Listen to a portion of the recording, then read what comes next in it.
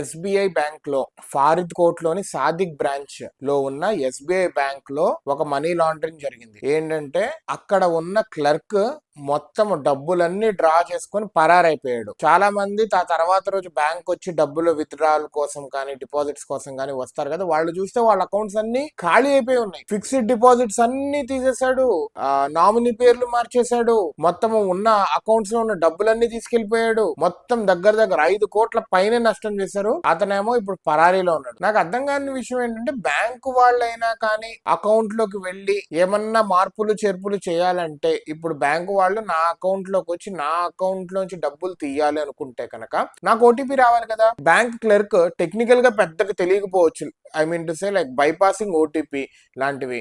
మరి ఎలా చేసాడు ఇది అసలు? ఒకవేళ అక్కడ లాకర్ లో పెట్టిన డబ్బులు ఏమైనా తీసేసాడా అంటే ఓకే, తాళాలు ఉంటే తీసేసాడు అనుకోవచ్చు.